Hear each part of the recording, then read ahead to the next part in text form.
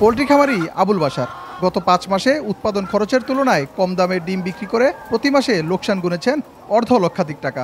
এরই মাঝে এপ্রিল জুড়ে তীব্র তাপপ্রবাহে খামারে মারা গেছে শত শত মুরগি। গরমের কারণে প্রায় শতাধিক মুরগি মারা গেছে। এখন এখানে আমাদের ডিমের উৎপাদন কম। 3 দিন ধরে বাজারটা বাড়ছে, 3 দিন ধরে লসে গেছে।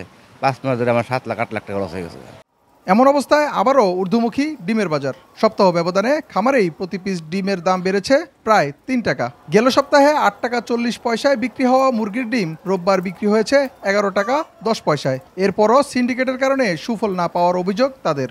আমরা যে রেট পাই এই রেটে তো আমরা 10 টাকা তো খরচ আমরা পড়েই যায়। আমরা বেশি 11 টাকা, একটা ডিমে 1 টাকা থাকে আমার। আর যারা খামারি যারা ব্যাপারী নেয় সমিতি ওরা দাম বাড়ায়, 2-3 টাকার দাম বাড়ায়। আমরা তো ওইটা পাইতেছি না। এদিকে খামার থেকে মাত্র 8 কিলোমিটার দূরের টঙ্গীর নতুন বাজার ডিমের আড়তে একই ডিম বিক্রি হচ্ছে 12 টাকায়। চলতি মাসের 2 তারিখেও যা ছিল 8 টাকা 80 পয়সা। আড়তদারদের দাবি চাহিদা মতো যোগান না থাকায় বাড়ছে ডিমের দর। আমাদের চাহিদা হচ্ছে প্রতিদিন 40 থেকে 50 হাজার। আজকে মাল পেয়েছি 25,200। গরমের কারণে অনেক মুরগি মারা গেছে, এই কারণে বর্তমানে ডিম পাইতেছি না আমরা। এই বাজারে 1 সপ্তাহ 10 দিন আগে ডিম পাইতো 2.5 লাখ 3 লাখ, আর এই বাজারে পড়ছে এখন ডিম আসে 1 লাখ 1.5 লাখ। আমরা পাই যাচ্ছি না। আমরা এখন কিনতে গেলে সবসময় যে সমিতিটা আমরা নির্ধারণ করা হয়, বাজার কমিটি যারা সমিতি থেকে এখন আমরাই যে দামে বিক্রি করতাম, যে 20 টাকা 30 টাকা বেশি দামে ওভারে, এটা আমরা এখন 40 টাকা 50 টাকা ওভারে আমরাই কিনে আনতেছি। অন্যদিকে খুচরা বাজারে প্রতি ডজন ডিমে 25 থেকে 30 টাকা বাড়ায় ভোক্তার গুনতে হচ্ছে অন্তত 150 টাকা।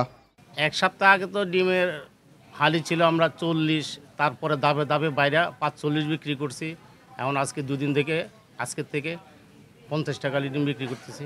1 সপ্তাহ আগে আসলে 130 টাকা ডজন, এখন বর্তমানে হয়েছে 150 টাকা ডজন। মহল্লায় তো আপনার হালি বিক্রি হয় 550 টাকা।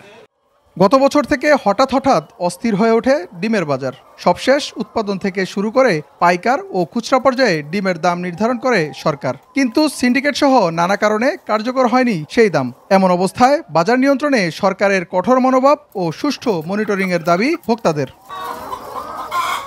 ইফতেখার রায়হান, এখন গাজীপুর। ওয়ালটন ফ্রিজ কিনে অনেকের মতো আপনিও হয়ে যেতে পারেন মিলেনিয়াল। সেরা পণ্যের সেরা অফার।